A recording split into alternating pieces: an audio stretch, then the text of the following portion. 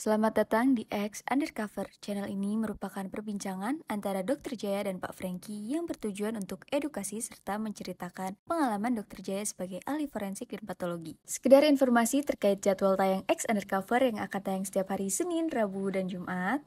Maka dari itu, untuk mendukung channel ini agar selalu memberikan tayangan yang informatif dan edukatif, kalian bisa dukung kami dengan cara like, comment, subscribe, dan share. Dan selamat menonton! Pokoknya jangan nggak seimbang. Heeh. Artinya seimbang tuh harus komplit seluruhnya ya. Iya, harus Nah, ada. soal sempurna nggak sempurna tinggal masalah ada susu apa enggak dok ya. Tapi itu udah menolong ya kalau kita Iya. makan serat ya dok ya. Nah dok, ini kan tadi kita ngobrolin masalah obesitas nih dok. Yang orang-orang tahu. Kalau sampai seseorang obesitas meninggal di otopsi, kemungkinannya yang didapat hasilnya biasanya apa dok? Jadi walaupun ini mungkin bukan satu yang pasti, tapi biasanya apa dok?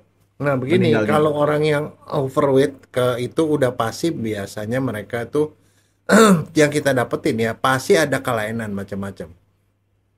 Bisa ketemu stroke. Jadi ada perdarahan di dalam otak. Perdarahannya tuh kenapa? Karena pembuluh darahnya tuh pada mampet. Mampet, ada kadang-kadang pembuluh darahnya pecah, jadi ada perdarahan di otak. Nah, itu ada yang nanya tuh dok, pembuluh darah pecah tuh dok. Nah, itu satu. Itu yang paling sering ya. Yang kedua juga sering itu adalah jantung. Pembuluh darah pecah di otak dok ya? Iya. Kalau Karena darah tingginya. kalau pembuluh darah pecah di sini Enggak ada ya? efek. Karena Nggak ada kenapa? efek. Kenapa di otak itu bermasalah? Otak itu volumenya sama. Otaknya penuh. Begitu ada perdarahan kan otaknya ketekan. Fungsinya hilang.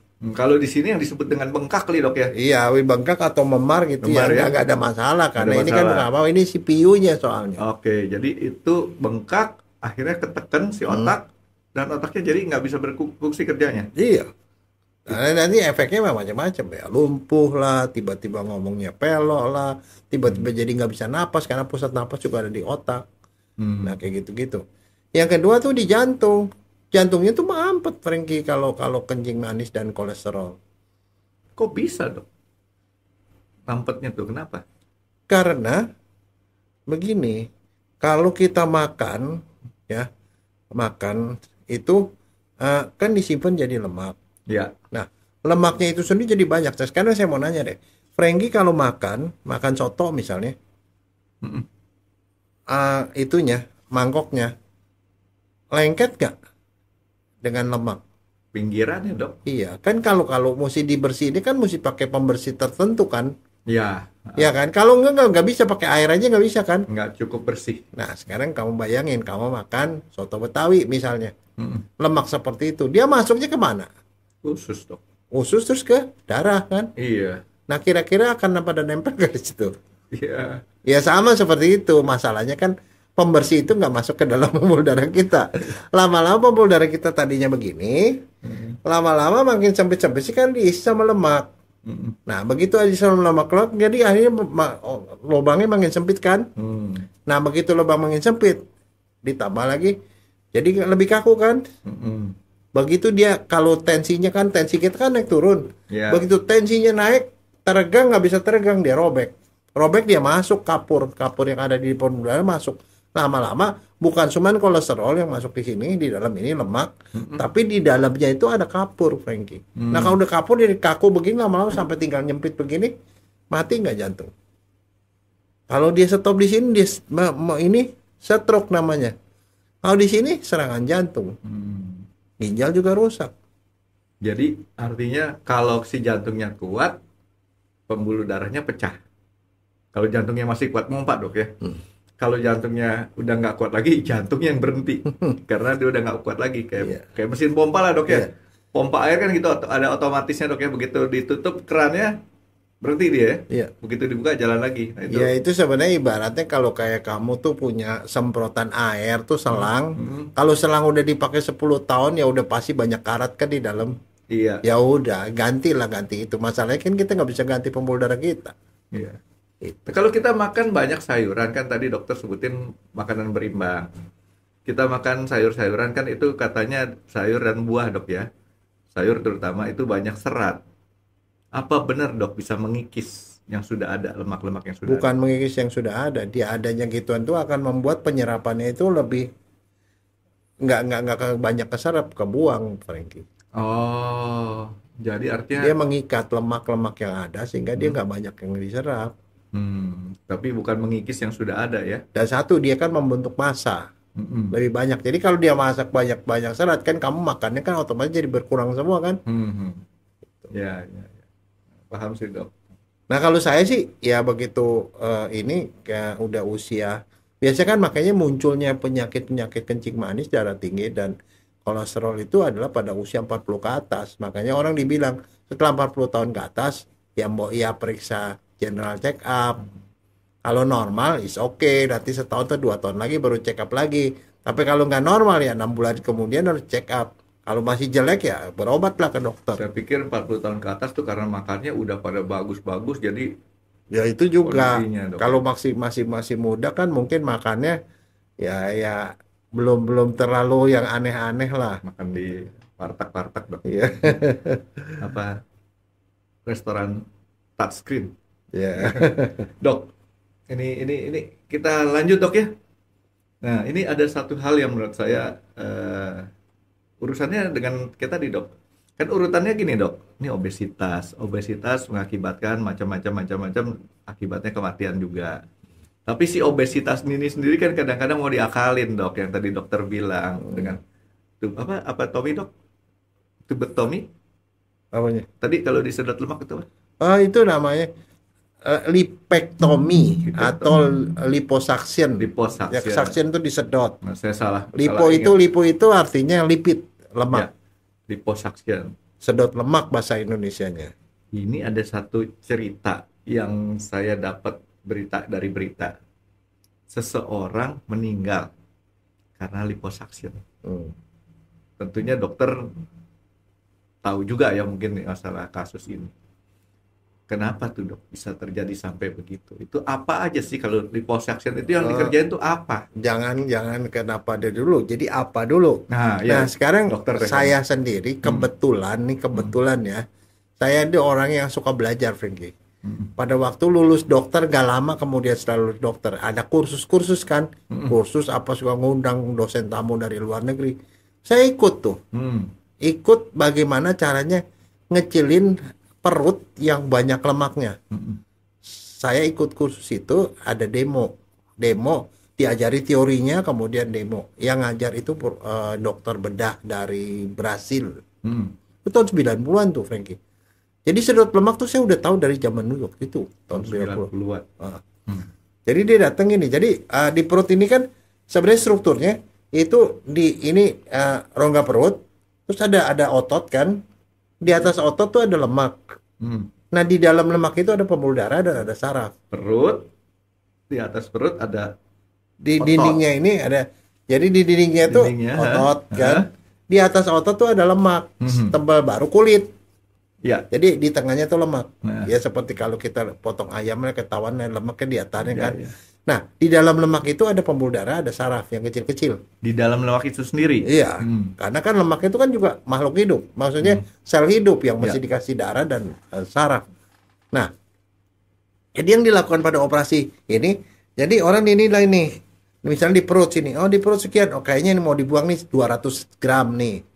Ini 200 gram atau 200 cc. Ini 300 gram gitu. Jadi tergantung gedenya lemak, banyaknya lemak. Nah setelah dihitung ya, di daerah yang mau dikurangin itu yang gendut-gendut itu digambar, Frankie. Digambar kali-kali gitu dikasih tanda lah. Ini 200 tulis kali-kali 200 gitu. Sini kali-kali 300 gitu loh. Nah udah selesai. Nah dilihat ditentukan lokasi mana yang mau disodok.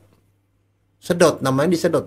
Sedotannya itu berupa seperti kayak tongkat segini dari besi, ujungnya tumpul. Di sampingnya tumpul lah. Tutup. Lobangnya di samping. Ada yang lobang 2, ada lobang 3. Ada one stick, two stick. Ya, one stick, two hole, one stick, three hole gitu loh. Nah, itu sampai gitu yang dilakukan dipotong sedikit, pakai anestesi lokal doang, di kulit doang. Orangnya sadar. Dipotong di daerah bawah misalnya, dipotong. Terus kemudian dimasukin sodokannya itu, disodok ini. Oh, tadinya saya pikir sodokannya itu seperti kayak kita nyodok karung beras, Dok, ujungnya tajam. Enggak ya, Dok, Enggak, ya? sudungnya tumpul. Franky, nggak boleh. Tumpul ya? Nah, begitu disodok kan hancur. Iya. Hancurannya masuk ke lubang itu. Lubang itu sticknya itu disambungin sama penyedot suction. Krok krok krok krok, sementara suction itu kan yang Nyedot udah terus. itu aja nyedot terus. Nah, situ kalau misalnya ditulisnya 200 sudah 200 masuk udah stop dia. 300 sudah stop. Nah, biasanya ada dibikin 2 lubang, 3 lubang atau apa seperti itu. Itu yang cara mekanik. Nah, udah selesai, ya udah. Habis selesai ya dibebat, di bekas lukanya dijahit cuma 1 cm. Dijahit. Kadang-kadang kalau dia dokternya mau tahu ini supaya nanti kalau ada apa-apa di dalam itu masih bisa keluar cairan lewat situ. Kadang-kadang dikasih ini drain. Drain itu dikasih potongan sarung tangan tuh atau selang, dikeluarin dari situ. Nanti kalau ada cairan, sisa-sisa yang masih cair tuh bisa keluar dari situ. Kalau udah kering baru dijahit. Kadang-kadang langsung dijahit. Itu jadi kempes, Franky. Jadi dengan disodok-sodok di tengahnya itu, maka lemaknya kurang kan, sedot di situ. Maka jadi kempes. Nah, itu namanya sedot lemak. Itu yang metode 1, Franky. Cuman, sorry Dok, saya potong sebentar. Kan saya sekolah di matematik nih, Dok. Kalau orang 100 kilo disedotnya 500 gram, masih 99,5 Enggak, kilogram. tapi dia kan sebenarnya yang bermasalah tuh jumlah lemaknya, Franky. Bukan soal nurunin berat badan. Dia ngurangin lemak yang deposit itu loh. Dia ngurangin itu. Nah, itu 1. Yang kedua, itu yang saya ikutin kursusnya itu juga, ya, adalah yang namanya lipektomi, dibuang lemaknya. Jadi orangnya tuh udah gendut banget begitu. Iya. Itu benar-benar dipotong di sebelah bawah itu dipotong. Terus dilepasin antara lemak dan otot. Jadi ototnya dilepasin dari lemak, kemudian lemaknya tuh diambil, diserok, dibuang. Kan kemudian akibatnya kulitnya kan jadi kelebihan kan? Iya. Dibuang di bagian bawah. Kulitnya segini misalnya. Terus dijahit. Jadi kulitnya kenceng. Karena kalau enggak menggelambir, Franky. Nah, itu yang kedua. Iya. Yaitu namanya lipektomi. Jadi operasi gitu. Saya ikut kursus gitu cuma mau tahu teorinya seperti apa, prakteknya seperti apa. Saya nggak mau kerjain karena kenapa? Itu bukan passion saya. Saya cuma tahu gitu. Tapi itu pengetahuan itu berguna buat saya. Kemudian dalam tahapan selanjutnya mereka mengembangkan daripada disodok-sodok begini kan ada kemungkinan disodok pembuluh darahnya robek, Besar. bisa perdarahan, Iya. bisa disodok infeksi, iya dong. Satu lagi disodok bisa sarafnya kena, nanti ujungnya bisa kesemutan dan segala macam. Jadi efek samping dari tindakan yang tadi adalah infeksi, perdarahan di dalam kulit sini, dan Kesemutan. Setelah itu yang ringan. Kadang-kadang ada kesalahan, waktu disodok-sodok itu yang disodok itu bukan lemaknya, dia nembus ke dalam, bisa usus kena atau segala macam. Itu kalau error, kesalahan. Jadi bisa juga efek seperti itu. Nah, akhirnya mereka pikir bagaimana caranya supaya disodoknya kan cuma di anestesi sini. Mereka diisi bahan anestesi supaya nggak berasa sakit gitu waktu disodok. Nah, itu 1. Belakangan mereka untuk ngancurin lemaknya itu nggak pakai tenaga. Mereka pakai di ujungnya tuh dikasih ultrasound. Fisika main. Kasih ultrasound, lemaknya hancur, baru disedot. Kadang-kadang pakai laser. Nah, itu metode-metode yang tambahan lain yang dilakukan sama mereka seperti itu. Nah, itu untuk satu. mengurangi resiko, Dokter. Iya. Berarti sodokannya nggak berkurang kan, cuman dimasukin, didiemin nanti pada hancur baru disedot.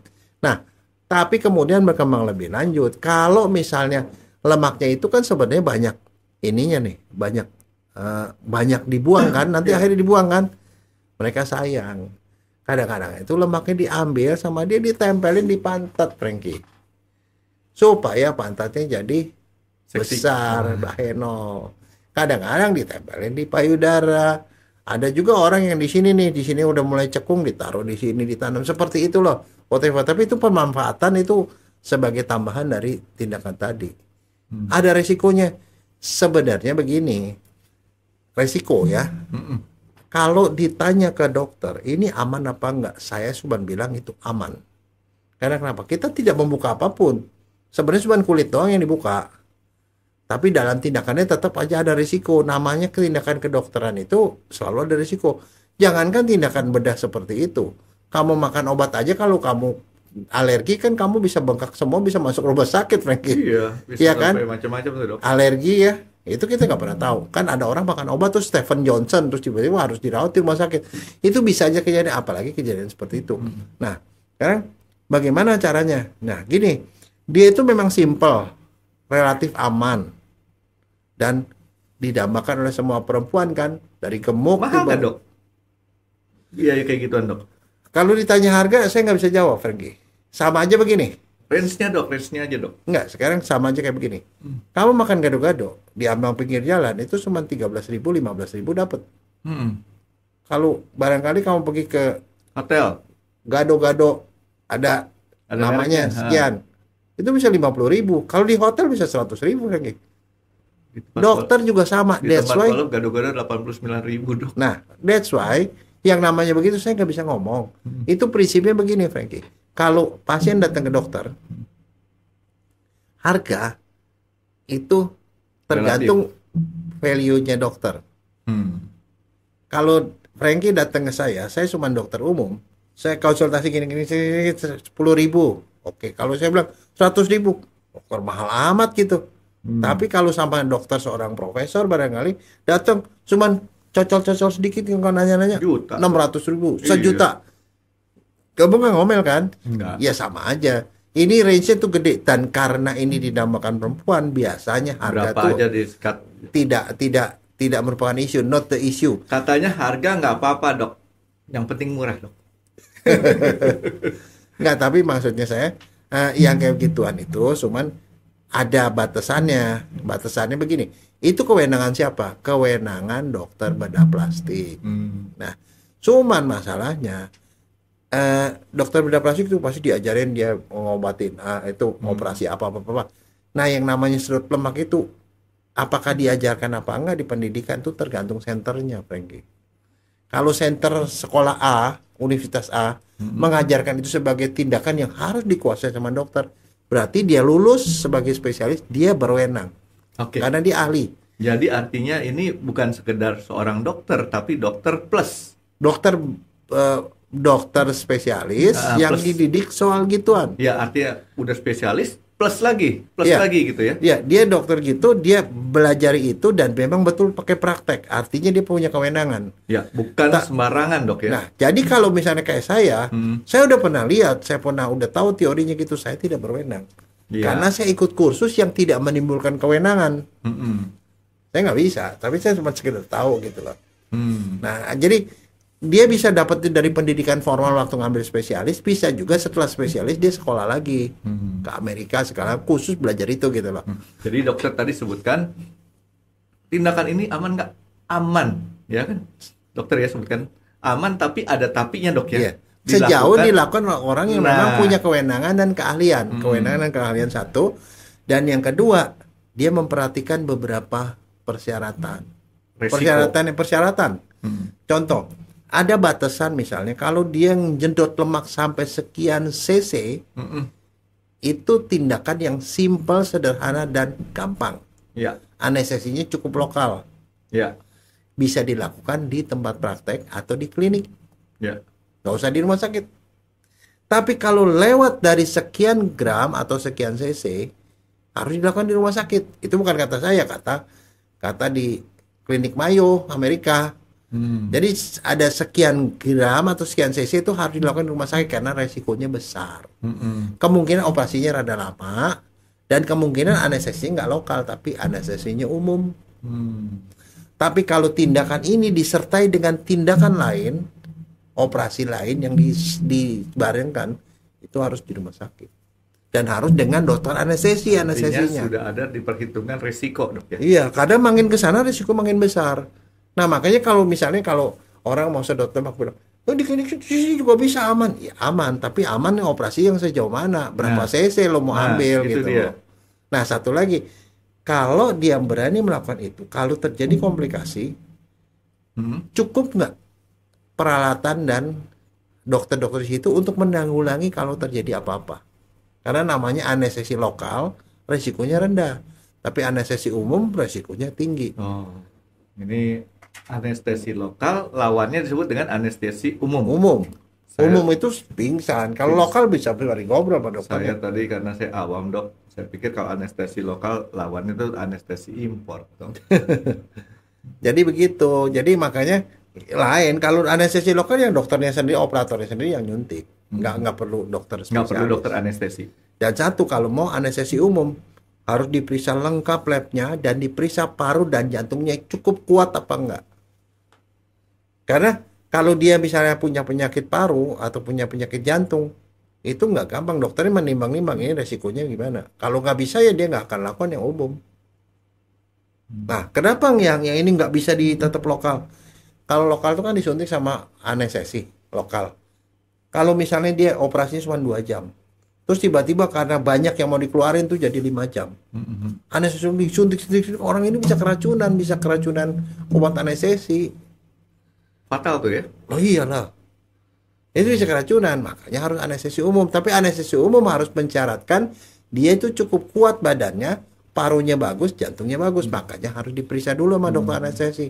Jadi dokter anestesi itu dokter spesialis.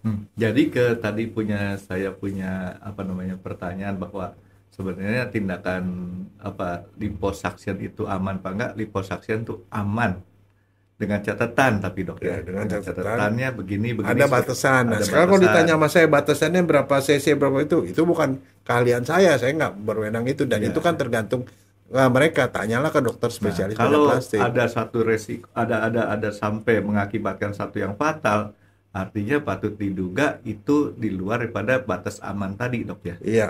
Tapi begini, kalau terjadi sesuatu yang tidak diinginkan pada pasien apapun, ya diobati apapun, kita mesti lihat apakah itu karena kelalaian, apakah itu karena kesalahan, apakah ini karena komplikasi yang tidak bisa diperkirakan sebelumnya,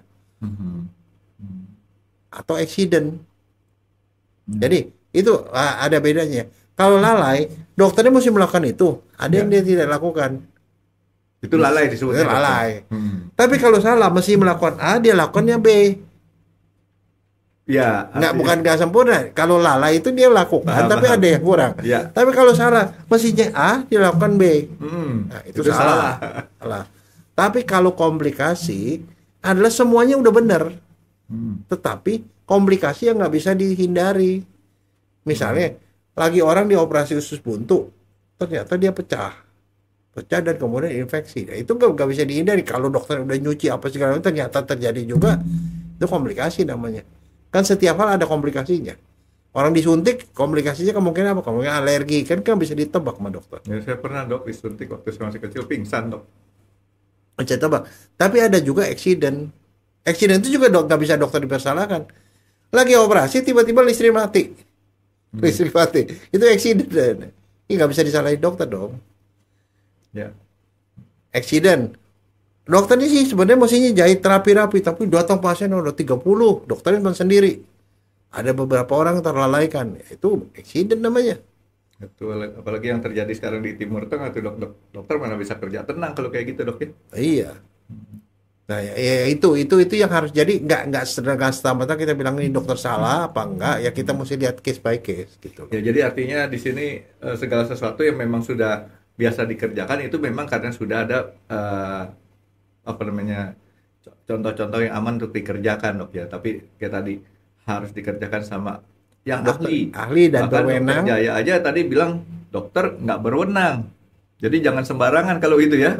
Jangan karena tahu nih, dokter Jaya bukan sekedar tahu, belajar yang kayak gitu. Tapi apalagi ini dokter forensik kok kerjaan bedah plastik, nah itu udah gak berwenang. Ya dong. Iya, dok. Oke dok, jadi sedikit lagi nih dok. Ini mungkin saya pertanyaan nih di ujung. Tadi kegemukan, obesitas lari kepada liposuction karena pengen cantik, pengen balik lagi.